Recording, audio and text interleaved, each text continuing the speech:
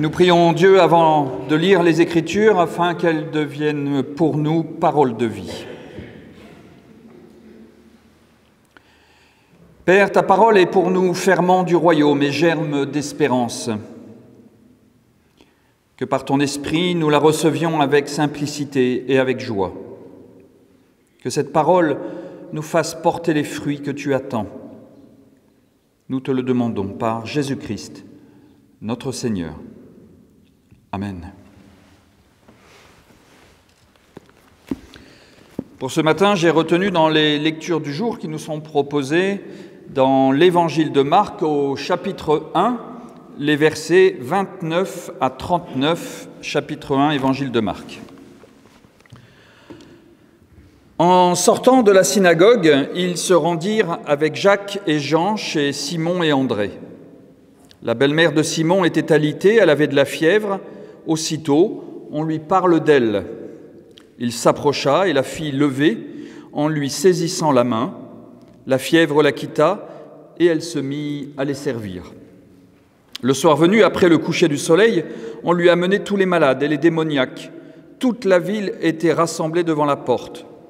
Jésus guérit beaucoup de malades qui souffraient de divers maux et chassa beaucoup de démons. Il ne laissait pas les démons parler parce qu'il le connaissait. Au matin, alors qu'il faisait encore très sombre, il se leva et sortit pour aller dans un lieu désert où il se mit à prier. Simon et ceux qui étaient avec lui s'empressèrent de le rechercher. Et quand ils l'eurent trouvé, ils lui disent « Tous te cherchent !» Il leur répond « Allons ailleurs, dans les bourgades voisines, afin que là aussi je proclame le message, car c'est pour cela que je suis sorti. » Et il se rendit dans toute la Galilée, proclamant le message dans leur synagogue et chassant les démons. Éternel, ta parole est une lampe à mes pieds, une lumière sur mon sentier. Amen.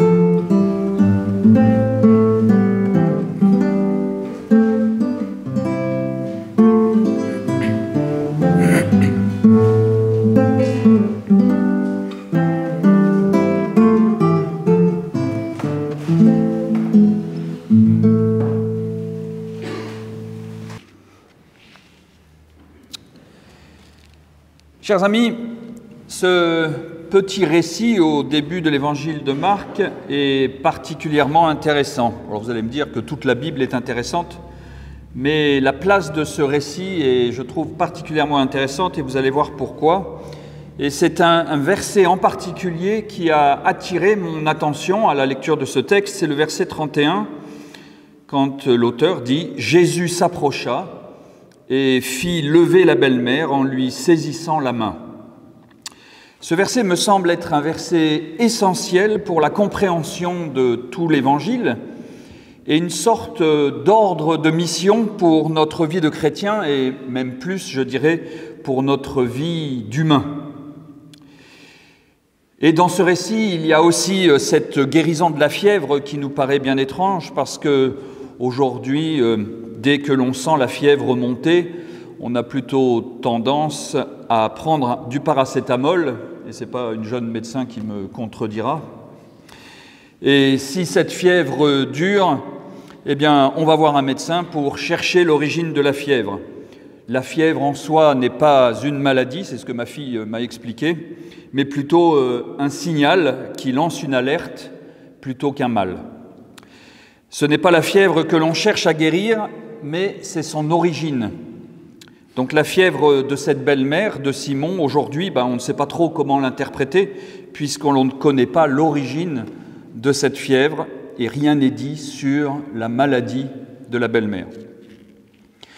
Alors j'aimerais montrer ce matin, qu'en nous attardant sur certains points de vocabulaire de ce petit texte, autour du verset 31 justement, cela a beaucoup à nous dire sur le sens et la mission de l'Église, et sur le sens aussi que l'on donne à Dieu dans le monde, dans notre vie de chrétien, ou plus largement, comme je l'ai dit, des croyants dans le monde et sur la foi. Alors pour commencer et mieux comprendre ce petit texte, nous allons regarder quelques points de vocabulaire. D'abord, cette fameuse fièvre dont est libérée la belle-mère de Simon, de quoi peut-il s'agir? Alors très étonnamment, dans la Bible, on trouve très peu de versets qui parlent de fièvre. En dehors de cet épisode de la belle-mère qui est repris dans l'évangile de Matthieu et dans l'évangile de Luc, il y a dans Jean, au chapitre 5, le récit de la guérison du fils d'un officier royal.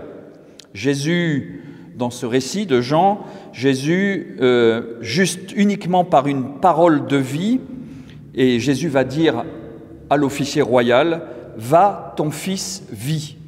Et le fils est alors subitement guéri, alors que Jésus ne l'a ni vu ni touché. C'est une simple parole adressée au Père qui, semble-t-il, a déclenché la guérison de l'enfant.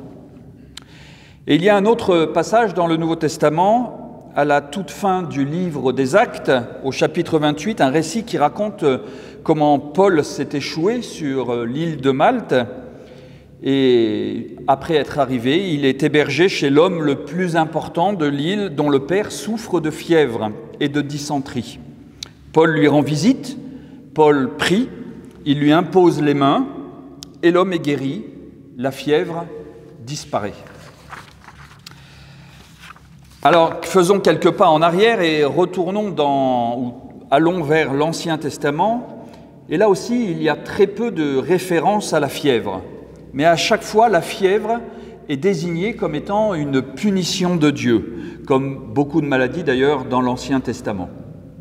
En Deutéronome 28, le texte dit « Si tu n'obéis point à la voix de l'Éternel, ton Dieu, si tu n'observes pas et ne mets pas en pratique tous ses commandements et toutes ces lois que je te prescris aujourd'hui, voici toutes les malédictions qui viendront sur toi et qui seront ton partage. » Et là arrive une liste de malédictions, et parmi les nombreuses malédictions évoquées, l'Éternel te frappera de fièvre, d'inflammation, de chaleur brûlante, de dessèchement, de jaunisse et de gangrène, qui te poursuivront jusqu'à ce que tu périsses. Joli programme. En Deutéronome 32, parce que Israël s'est éloigné de Dieu, Dieu se fâche et il envoie des malédictions, et il promet à ce moment-là que le peuple sera desséché par la faim, consumé par la fièvre et par des maladies violentes. J'enverrai parmi eux la dent des bêtes féroces et le venin des serpents, dit Dieu. Alors autant pour les mots hébreux que pour le mot grec qui sont traduits par la fièvre, tous reprennent cette même idée de chaleur ardente qui peut brûler, qui fatigue sûrement, où l'on sent une sorte de feu intérieur qui nous consume petit à petit et qui peut nous agiter.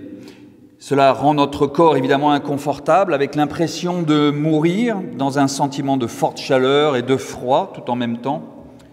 La fièvre est donc quelque chose qui nous détruit et elle est perçue comme une punition de Dieu dans l'Ancien Testament. Et dans les 3 récits du Nouveau Testament que j'ai évoqués tout à l'heure, la guérison de la fièvre est justement synonyme de délivrance et de libération. Dans les 3 situations, que ce soit la belle-mère de Simon, le jeune garçon de l'officier royal ou le père, tous les 3 sont appelés à vivre à nouveau et ils sont tous ramenés à la vie. Alors que tous les 3 se trouvaient dans une situation passive, finalement, à subir la fièvre et la maladie, eh bien, ils redeviennent chacun acteurs de leur vie grâce à une parole, grâce à un geste. Paul a prié, il a fait l'imposition des mains. Jésus, lui, a dit une parole de vie pour l'officier royal, une parole de bénédiction. Et Jésus a aidé la belle-mère de Simon à se lever. Et quand je dis qu'ils sont ramenés à la vie, eh bien, je pèse mes mots, parce que nous avons affaire ici à une véritable résurrection. Lorsque le texte dit que Jésus s'approche de la belle-mère, il la fit lever, il y a ici 2 éléments essentiels qui nous disent que c'est par l'action de Dieu que la femme est guérie et qu'elle ressuscite. D'abord, le texte ne dit pas que la femme se lève, mais le texte dit que Jésus la fit lever. C'est ce qu'on appelle d'une façon un peu technique dans notre langage théologique, le passif divin. Cette femme ne se lève pas d'elle-même, mais c'est Dieu, c'est la force de Dieu qui l'a fait se lever. Et ensuite, le verbe grec qui est utilisé ici est exactement le même verbe que celui de la résurrection de Jésus. Il est utilisé ici pour la première fois dans l'évangile de Marc. On le retrouvera à de nombreuses reprises dans Marc, par exemple dans le récit du paralytique, quand Jésus dit « Je te l'ordonne, prends ton lit et lève-toi », donc c'est encore le verbe de la résurrection, « et va dans ta maison ». Mais surtout, on le retrouve à la fin de l'évangile de Marc quand on parle du Christ ressuscité, et notamment au chapitre 16. « Vous cherchez Jésus de Nazareth qui a été crucifié ? Il s'est levé, il est ressuscité, dit le texte. Il n'est point ici, voici le lieu où on l'avait mis. » La belle-mère est donc ici remise en vie. La belle-mère est relancée dans la vie, quelque chose l'empêchait de vivre, elle était allongée, la position de la mort, l'arrivée de Jésus la remet sur les rails de la vie. Il n'est pas question ici d'un cœur qui se remet en route ou d'un corps mort qui se remettrait à vivre au sens propre, mais la résurrection, ici, est une femme qui redonne sens à sa vie, en se mettant au service des autres, justement. Une femme qui se remet debout face à Dieu, face au monde. C'est cela, la résurrection. Et nous verrons tout à l'heure ce que cela peut induire sur nos propres vies. Mais continuons un instant sur un autre point de vocabulaire. Lorsque la femme se lève, le texte dit qu'elle se met à les servir. C'est une drôle de réaction, je ne sais pas si vous trouvez la même chose, mais on s'attendrait plutôt à ce que ce soit les visiteurs qui aident cette femme à se remettre de sa maladie, en lui proposant de manger, en lui proposant de boire. Et là non, c'est cette femme, à peine debout, à peine ressuscitée, cette femme, c'est elle qui se met à servir ses visiteurs.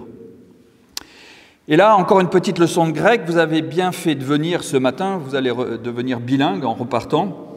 Servir se dit diakonéo.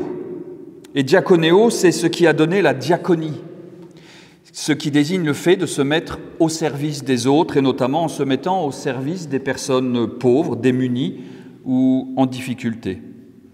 Eh bien, la belle-mère qui se lève, qui ressuscite, invente ici ce qui deviendra la diaconie dans nos églises. La belle-mère, après avoir été relevée par Jésus, lance la diaconie en se mettant au service de Jésus, mais aussi de tous. Elle retrouve un sens à la vie en allant vers les autres et en se mettant à leur service. Alors, après ces petites explorations de vocabulaire, comment comprendre cette guérison et qu'est-ce que ce petit récit nous dit de notre vie spirituelle aujourd'hui? Antoine Nuis, dans son commentaire sur ce texte, suggère que la fièvre de la belle-mère de Simon décrit peut-être une forte préoccupation liée au fait que Simon a abandonné son travail pour suivre Jésus.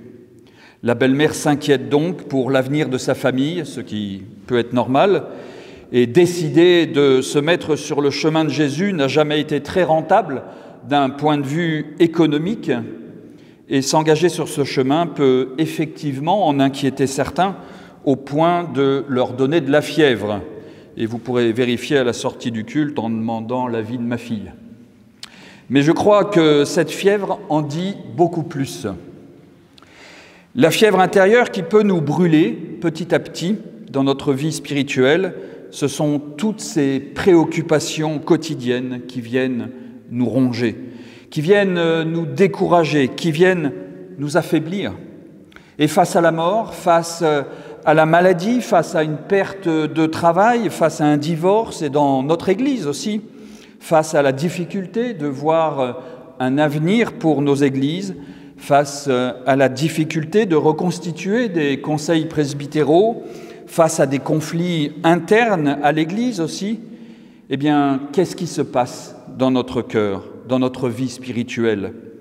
On sent cette fièvre intérieure nous brûler et qui nous rend totalement incapables de décider quoi que ce soit. On se sent découragé, on n'arrive plus à réfléchir, on n'arrive même plus à lire la Bible parce que notre attention, notre préoccupation est ailleurs. Voilà donc cette fièvre aujourd'hui qui nous guette et qui peut nous pourrir la vie. Une fièvre qui vient nous faire mourir spirituellement. Et que nous dit le texte de ce matin? Jésus s'approche et fait lever la femme en lui saisissant la main. Il y a tout dans ce verset. Il y a tout, et je vous l'ai dit, c'est magnifique. D'abord, parce que Jésus s'approche, et cela signifie que quand quelqu'un va mal, spirituellement ou physiquement, il ne faut pas attendre que la personne vienne à nous. Jésus n'a pas deviné tout seul que cette femme était malade. On lui a parlé de cette femme. On a signalé à Jésus que cette femme allait mal. Alors, il va vers elle. Et dans notre vie de chrétien, de croyant, devrais-je dire, même dans notre vie d'humain, tout simplement, eh bien, aller vers l'autre, vers celui qui est malade, vers celui qui est faible, voilà notre première mission. On ne peut pas attendre que les plus démunis spirituellement ou matériellement viennent à nous. Notre mission, c'est la mission de la diaconie, c'est aller vers eux. Et cela, je crois, explique la place de ce petit récit au début de l'Évangile. Ce petit récit nous dit d'une façon majestueuse de quoi sera fait la mission de Jésus. Aller vers les autres, les relever d'une mort spirituelle et les remettre sur le chemin de la vie pour qu'eux-mêmes participent à leur tour à prendre soin des autres. Tout l'Évangile ne sera fait que de ça. Les paralysés, les lépreux, les aveugles, tous seront relevés pour une vie renouvelée. Juste avant notre récit, Jésus vient de s'entourer de 4 disciples. Souvenez-vous, c'était il y a 15 jours. Il rentre dans une synagogue pour donner un enseignement, puis pour guérir un esprit impur. Et il en ressort. Jésus ressort de la synagogue. Eh bien, son ministère commence là. Et cela nous inspire aussi pour nous aujourd'hui. Les enseignements que l'on reçoit à l'occasion d'un culte, par exemple, un partage biblique, une respiration spirituelle comme le jeudi matin, tout cela est fait pour nous mettre en route, chacun sur son chemin. C'est cela ce que ce petit récit nous indique. Nos ministères, à nous tous, ne se passent pas entre ces 4 murs du temple, mais hors les murs, à prendre soin les uns des autres.